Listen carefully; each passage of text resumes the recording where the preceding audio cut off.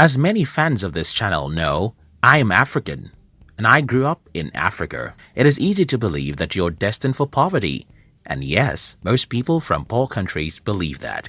However, when I was around 17, I started questioning such assumptions, and the reason for my different opinions is because I often see rich people even in my country.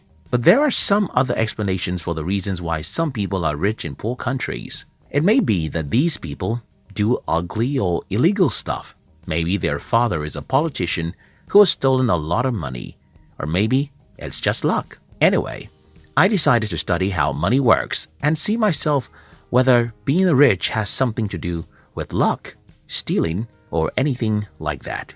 By age 20, I already knew the formula of wealth creation, and I was ready to follow such formula. In today's video, I'll be sharing with you how to be rich in a poor country. If you're new here, consider subscribing so that you won't miss other interesting videos like this. Riches has no home. In his book, The Science of Getting Rich, Wallace D. Wattles provoked us to think about something very important. He asked us to stop thinking about poverty as though it caused by certain geographical location, but because if poverty has something to do with a particular geographical location, then certain people in certain geographical locations will be poor, while everybody else will be rich. But that's not so. As we make this video today, millions of people are poor even in the richest countries of the world. For example, more than 70% of Americans live from paycheck to paycheck, according to some studies. And think about this, many people even in the poorest countries of the world are very wealthy. What does this tell us? I think it's very simple. Money doesn't have anything to do with where you live. But there's another problem here. If money doesn't have anything to do with where you live, then why do we have more poor people in certain continents than others? Why do we have more poverty in Africa and Asia than in Europe or America? I think I have an answer, and that has to do with conditioning. Like begets like. The story was told about a farmer who brought an eagle's egg from his farm. When the farmer got home, he added the 3 eagle eggs with his chicken's eggs, and his chicken hatched the eggs with hers. Many months after the little eagles have been hatched, they are there right with the chicks, eating everything the chicks were eaten, walking around the way the chicks walk around and having the same aspirations like those of the chicks. These 3 eagles grew up and lived their entire life just like chickens. They never flew or dared to live like an eagle. I'm sure that you will believe this story easily because it happened in the kingdom of the birds. Well, like those eagles, like always begets like, even amongst human beings. So, what happens in poor countries is that when you're 7 years old, you'll notice that everyone around you is poor. And not just that these people are poor, they always blame someone else for their poverty. At age 7, you may not understand these people, but by the time you're 17, you're already successfully initiated into their evil world. What then happens is that as a young adult, whether you listen to your father, your mother, your uncles or teachers, everyone is blaming someone else for their state of being poor. It doesn't matter how strong you are, the natural thing to do is to become like these people. By the time an average human is 21 in a poor country, he has started thinking that the reason why he is poor is that the government or devil makes him poor. From this point, you can see how easy it is for these people to be poor and also make their children poor. It's pretty simple. Whenever you blame someone else for your life, what you're doing is folding your arms and saying, "It's not my fault. Let the man who causes man's poverty to come and make me rich. It's not my fault. Let the man who causes poverty to come make me rich." So the number one reason why most people are poor in poor countries is that everyone around them is poor when they are growing up.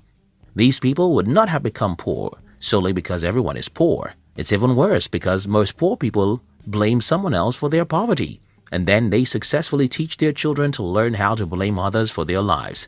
They have successfully destroyed such children's lives because they too will grow up not taking responsibility for their lives.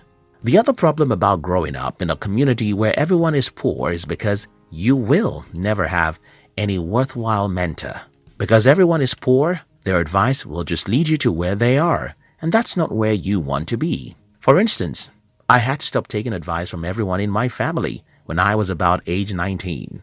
The reason I stopped taking advice from these people is that all their advice is very bad, and they think their advice is the best.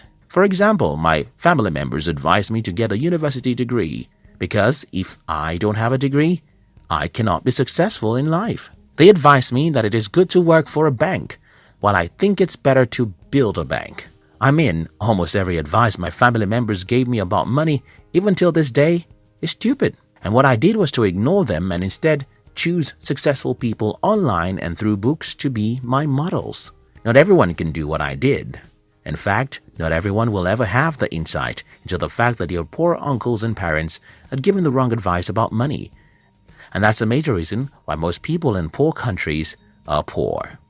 The strong exploit the weak. When I claim in this video that one of the reasons why most people are poor in poor countries is because they have poor mentors, someone will ask me, okay, who made the first man poor before he became a mentor for others? This is a good question, and the answer is in the fact that the world is a jungle where the strong eat the weak. Most of the years of our existence as humans are filled with battles between nations. We should also remember colonization and exploitation from one country to another. All these battles would not have left some countries poor if not because they are not physical battles. Think about it, as you would think about rape. When a man rapes a woman, he thinks it's just a physical act, but for a woman, it's spiritual and emotional. And though the act of rape can happen in 5 minutes, the victim can live with the pains for 50 years. Similar things happen when a country invades, overpowers, and colonizes another for many years. For those who are asking how the first man became poor, I think that is how the first man became poor. But that's not an excuse for you to be poor. You see, the poverty of your forefather may not be his fault because he was probably taken as a slave for 30 years. But your poverty is yours because you have the power to liberate yourself. Country and personal prosperity. Another reason why many people are poor in poor countries is that most people seem not to understand that there are differences between national prosperity and personal prosperity.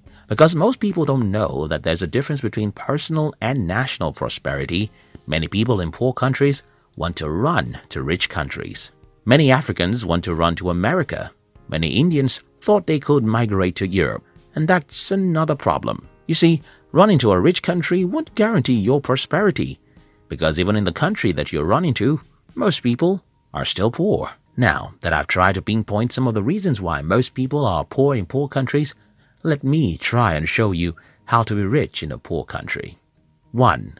Disown every mentor you have. Well, I don't mean that you should legally get rid of everyone in your life. I simply mean that you should stop taking their advice or spending much time with them, except they are positive-minded. Growing up in Africa, the culture of my tribe requires that I listen to and follow the advice of everyone who is older than me. But at about the age of 19, I started revolting against the advice of my family members, especially their advice about money. When I was 21, it had become very obvious that I was a black sheep of the family. Until today, these people just don't have any advice I can follow about money. Don't get me wrong, I love my mother, father, uncles, and siblings. I love my African friends, but I don't take advice or spend time with you if you're negative.